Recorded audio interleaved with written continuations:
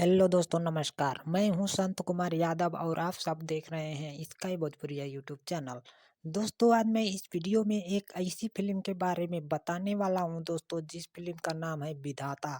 जी हाँ दोस्तों, आज मैं इस वीडियो में आप सबको विधाता फिल्म के बारे में बताने वाला हूं दोस्तों, आप सबको बता दें कि विधाता फिल्म के लीड रोल में हैं सुपरस्टार दिनेश लाल यादव जी, रवि किशन जी और पंकज केसरी जी। और दोस्तों, आप सबको बता दें कि विधाता फिल्म एक ऐसी फिल्म है जिस फिल्म को देखने के बाद सारे भोजपुरी दर्शक खुशी के मारे झूम उठते हैं दोस्तों। जी हाँ दोस्तों, विधाता फिल्म एक ऐसी फिल्म है जिस फिल्म को देखने के बाद सारे भोजपुरी दर्शक खुशी के मारे झूम उठते हैं दोस्तों।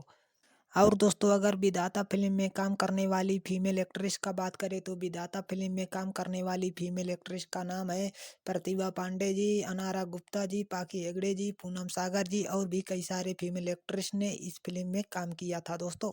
तो चलिए दोस्तों, इस वीडियो को यहीं पर ख़त्म करते हैं दोस्तों। अगर ये वीडियो हमारा आप सबको अच्छा लगा हो तो लाइक, कमेंट और सब्सक्राइब जरूर करिएगा दोस्तों। चलिए, धन्यवाद दोस्तों।